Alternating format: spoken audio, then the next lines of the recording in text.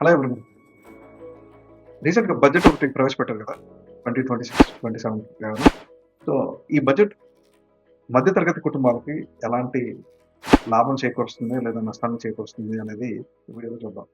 So, వీడియోని చివరి వరకు చూడండి, లైక్ చేయండి, షేర్ చేయండి.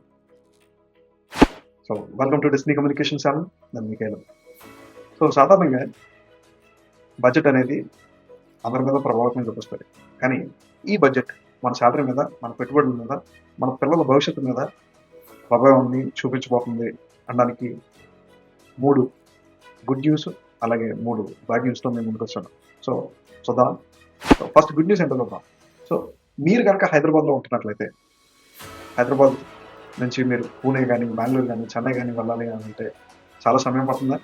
అయితే ఇప్పుడు ఒక గుడ్ న్యూస్ ఏంటి అనంటే, హై స్పీడ్ రైల్, బుల్లెట్ ట్రైన్స్‌ని ఈ 3 ప్రదేశాలకి వెళ్ళే రీతిగా ఒక rail corridor, high speed rail కారిడార్‌ని నిర్మించబోతున్నారు. సో, దీనికి సంబంధించి వివరాలు ఇలా ఉన్నాయి. ఒకవేళ హైదరాబాద్ నుంచి పూణే గాని, హైదరాబాద్ బెంగుళూరు గాని, హైదరాబాద్ చెన్నై గాని వెళ్ళాలి అంటే బెంగుళూరుకైతే 10, చెన్నైకైతే 12 గంటలు ఇలా ప్రయాణం సమయం ఉంటది కదా! ఇప్పుడు అది 2 గంటలు, 3 గంటల లోపు అయిపోయేటట్టుగా ఈ ప్రాజెక్ట్ వల్ల లాభం జరుగుతదని చెప్పేసి చెప్తున్నారన్నమాట. సో, దీనివల్ల హైదరాబాద్‌కి ముఖ్యంగా ఈ హై స్పీడ్ కారిడార్ వల్ల మరిన్ని పెట్టుబడులు వచ్చి, మరిన్ని ఉద్యోగ అవకాశాలు, ఇన్‌ఫ్రాస్ట్రక్చర్ డెవలప్ అయ్యే అవకాశం ఉంది అని చెప్పేసి చెప్తున్నారు. అండ్ ఆంధ్రాలో వైజాగ్ కూడా ఒక లాభం ఉంది. అదేంటి అనంటే విశాఖపట్నానికి షిప్ బిల్డింగ్ మరియు ఎకనామిక్ డెవలప్‌మెంట్ కారిడార్‌ని కూడా దానికోసం ఒక 5,000 కోట్లు అయితే తీసుకొనొచ్చారు. మరి సెకండ్ గుడ్ న్యూస్ ఏంటి అనంటే, సో, వెల్డర్స్‌కి, ఎలక్ట్రీషియన్స్‌కి, సూపర్వైజర్స్‌కి ఇది మంచి అవకాశం. సో, 10,000 ఉద్యోగాలు. కాకపోతే ఇది కొంచెం సమయం పట్టొచ్చు. అదొకటి. అండ్ ఒకవేళ మీ కుటుంబం గనక వ్యవసాయానికి సంబంధించి వ్యవసాయం మీద ఆధారపడిన కుటుంబం అయితే, ప్రకృతి వ్యవసాయం చేయాలన్న ఆశ కనుక మీ ఫ్రెండ్స్‌లో గాని, ఫ్యామిలీ మెంబర్స్‌లో గాని ఎవరికైనా ఉన్నట్లయితే ఆంధ్రప్రదేశ్‌లో 155 కోట్లతో ఒక బడ్జెట్‌ని కేటాయించారు. దానివల్ల ఎస్పెషల్‌గా కోకోనట్, క్యాష్యూ లాంటివి ఏవైతే ఈ నేచురల్ ఫార్మింగ్ ద్వారా చేస్తే ఎక్కువ ఆదాయాన్ని పొందుకునేలాగా వాళ్ళకి లాభపడేలాగా 155 కోట్లు కేటాయించారు. అండ్ రైతులందరికీ ఫెర్టిలైజర్స్ మీద 1.26 లక్షల కోట్లు సబ్సిడీ అయితే ఇస్తున్నారు. సో, దానివల్ల రైస్ అండ్ దాల్, ఈ పప్పులు ఉంటాయి కదా! సో, పప్పులు ప్రైజెస్ అన్నీ కూడా కాన్స్టెంట్‌గా ఉంచే ప్రయత్నం అయితే చేస్తున్నారు. సో, ఇది మన కుటుంబంలో చాలా ఇంపార్టెంట్. రైసు, పప్పు. కానీ నిజంగా ఎవరైనా ఫార్మర్స్ కనుక నేచురల్ ఫార్మింగ్ మీద కానీ లేదా ఫర్టిలైజర్ సంబంధించిన ఈ సబ్సిడీ పొందుకోవాలి అనుకుంటే ఈ ఇన్ఫర్మేషన్ షేర్ చేయండి. And bad news. So, bad news ఏంటి అనంటే, స్టాక్ మార్కెట్‌లో ఎవరైతే పెట్టుబడి పెట్టారో, దాని ద్వారా ఆదాయాన్ని సంపాదిస్తున్నారో, so, security transaction tax, STT అంటారు. సో, ఈ ఎస్టీటీని పెంచేశారు. ఇదివరకు రూ. 10 డైరెక్ట్ చేసేవాళ్ళు అనుకో ఎస్టీటీని. ఇప్పుడు దాన్ని రూ. 20 డైరెక్ట్ చేస్తున్నారు. ఇది ట్రేడింగ్ చేసే వ్యాపారులకు తక్షణమే భారం అవుతుంది అన్న విషయం గుర్తుపెట్టుకోవాలి. సో, కానీ ఈ ఈ దెబ్బకి ఏం జరిగిందో తెలుసా? ఎప్పుడైతే ఈ బడ్జెట్ ప్రవేశపెట్టారో 1,547 పాయింట్స్ గత 6 సంవత్సరాల్లో ఎప్పుడూ ఇలాంటి నష్టాన్ని చూడలేదంట. సెన్సెక్స్ పడిపోయింది. ఒక్క రోజులో మార్కెట్ నుండి 10 లక్షల కోట్లు పైన విలువ మాయమైపోవడం వల్ల చాలామంది చాలా నష్టాన్ని చూశారు. సో, మీ మ్యూచువల్ ఫండ్స్ లేదా ఎస్ఐపి విలువ తక్షణమే 2-3% అంటే 2-3% తగ్గిపోయింది అనేది మనకు కొంచెం ఆశ్చర్యానికి గురి చేయొచ్చు. అండ్ రెండవ బ్యాడ్ న్యూస్ ఏంటి అనంటే, ఎక్కువ మంది ట్యాక్స్ పేయర్స్ ఎవరు అనంటే ఎంప్లాయీస్. సో, శాలరీ సంపాదించుకునే ఎంప్లాయీసే ఎక్కువ మంది ట్యాక్స్ పే చేస్తున్నారు. అసలే ఇన్ఫ్లేషన్ ఉంది. అంటే సుమారుగా 6% ఇన్ఫ్లేషన్ ఉన్నప్పుడు మరి ట్యాక్స్ మీద కూడా లేదా ట్యాక్స్ స్లాబ్‌లో కూడా మార్పులు రావాలని ఆశపడతారు కదా! కానీ ఈసారి ఇన్‌కమ్ ట్యాక్స్ స్లాబ్‌ల మీద ఎటువంటి మార్పులు, చేర్పులు అయితే చేయలేదు. సేమ్ 2024 స్లాబ్స్ మాత్రమే కంటిన్యూ చేస్తున్నారు. పోనీ స్టాండర్డ్ డిడక్షన్ అయినా కొంచెం తగ్గించారా అంటే అది కూడా లేదు. అది కూడా 50,000కే పరిమితం చేశారు. సో, అది నిజంగానే బ్యాడ్ న్యూస్. అండ్ మూడోదిగా ఎవరికైతే ఇప్పుడు విలేజెస్‌లో పనిచేసే వాళ్ళు ఉంటారు కదా!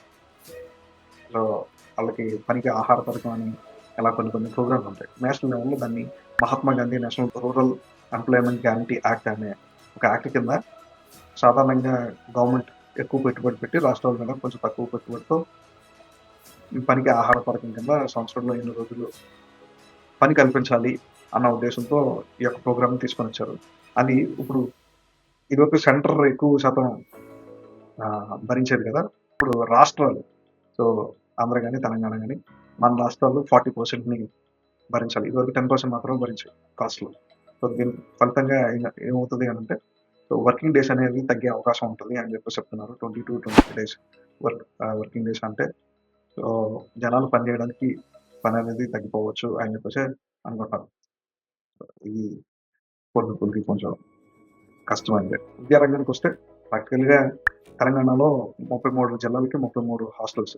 స్టెమ్ హాస్టల్స్ ఎస్పెషల్లీ గర్ల్స్‌కి మాత్రమే స్టెమ్ హాస్టల్స్ అంటే సైన్స్, టెక్నాలజీ, ఇంజినీరింగ్ ఇంకా మ్యాథ్స్ దీనికి సంబంధించిన కాలేజెస్ ఏవైతే ఉంటాయో దానిలో చదివే ఆడపిల్లల కోసం ప్రతి జిల్లాకి ఒక హాస్టల్ తీసుకొని రావాలి అని అనుకుంటున్నారు. బానే ఉంది. కానీ సీట్లు తక్కువగా ఉన్నాయన్న విషయాన్ని చదువుకునే వాళ్ళు ఎక్కువగా ఉన్న అంటే 2,000,000 అంటే 20,00,000 మంది విద్యార్థులు కోచింగ్ కోసం లేకపోతే వాళ్ళ చదువు కోసం ప్రయత్నం చేస్తుంటే ఒక 50,000 సీట్లు ఉన్నాయనుకోండి.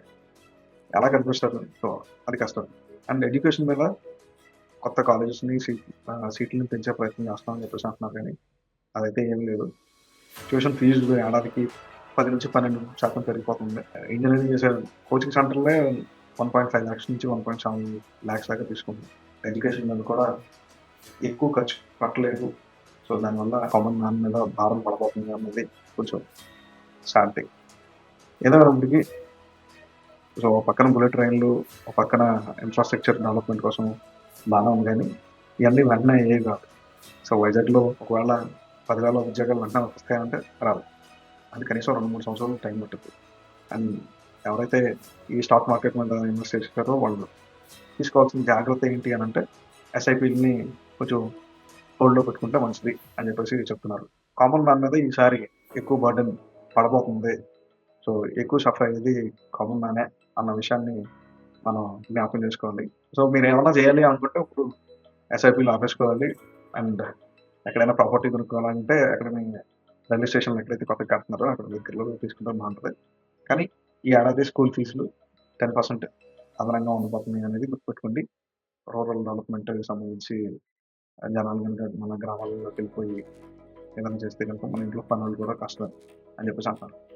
సో, ఈ బడ్జెట్ 2030 వరకు భారతదేశాన్ని బిల్డప్ చేయడానికి పనిచేస్తుంది అని చెప్తున్నారు. కానీ మధ్యతరగతి కుటుంబాలకి ఇప్పుడు ఒక చిన్న పించ్ అంటే కొంచెం బాధ కలిగే విషయమే చెప్పుకోవాలి. సో, ఈ వీడియో మీకు నచ్చినట్లయితే లైక్ చేయండి, షేర్ చేయండి.